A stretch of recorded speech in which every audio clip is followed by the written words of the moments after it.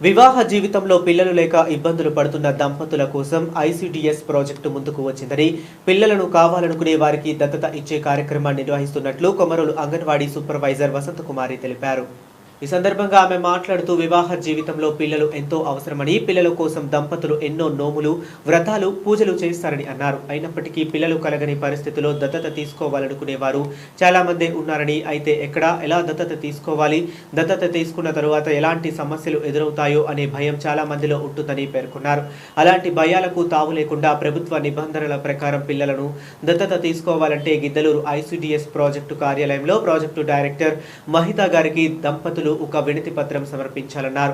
దాని ఆధారంగా బాలసదన్ లేదా ఇతర గుర్తింపు పొందిన సంస్థల ద్వారా పూర్తిగా చట్టబద్ధంగా పిల్లలను దత్తత ఇస్తారని తెలిపారు. ఈ ప్రక్రియ మొత్తం పారదర్శకంగా పక్కాగా ఉంటుందని పేర్కొంటూ ఈ అవకాశాన్ని పిల్లలు లేని దంపతులు సద్వినియోగం చేసుకోవాలని వసంతకుమారి కోరారు. ఇప్పుడు పిల్లల దత్తతకు సంబంధించి కూడా చాలా ఈజీగా అయింది. ప్రతి ఐసీడీఎస్ కార్యాలయంలో కూడా ఈ దత్తతకు సంబంధించి ఎవరైనా కోరుకున్నట్లయితే ఐసీడీఎస్ అధికారి సిడిపిఓ గారిని సంప్రదించి మీ పేరుని ఇక్కడి నుంచే కూడా ఎన్రోల్ చేసుకునే అవకాశం ఉంది. చాలామంది చిన్నారులు అనాథలుగా ఉండకుండా ప్రతి ఒక్కరూ దత్తత కార్యక్రమాన్ని ముందుకు వచ్చి తీసుకొని ఈ విషయాన్ని ముందుకు తీసుకొని వెళ్ళవలసిందిగా కోరుతున్నాను.